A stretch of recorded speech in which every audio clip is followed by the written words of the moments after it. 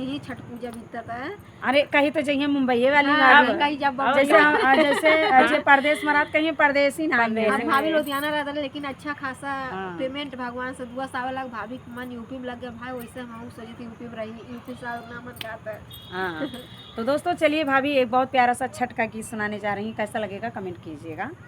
चलिए। अरे के करे लाली लाली आखिया, अरे के करे लाली लाली आखिया, के करे लंबा लंबा के करे लंबा लंबा के करे पिया परदेसिया, के करे पिया परदेसिया,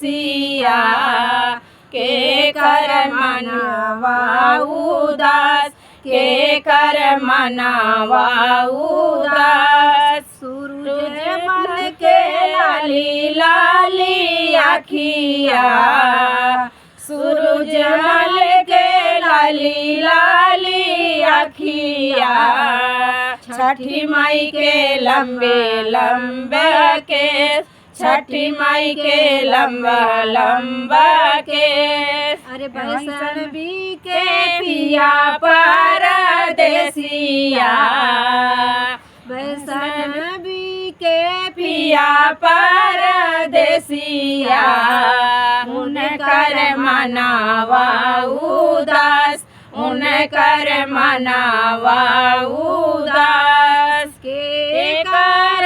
लाली लाली आखिया, के कर लंबा लंबा केस, के कर लंबा लंबा केस, के कर पिया परदेसिया, के कर मनावा उदास, के कर मनावा उदास, पूजा के पिया परदेसिया, पूजा के पिया परदेसिया, इनकर मनावा उदास, इनकर मनावा उदास, अरे अंजू के पिया परदेसिया,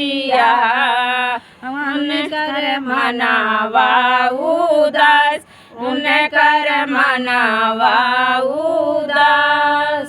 तो फ्रेंड बहुत प्यारा सा हमारी भाभी ने छठी मैया का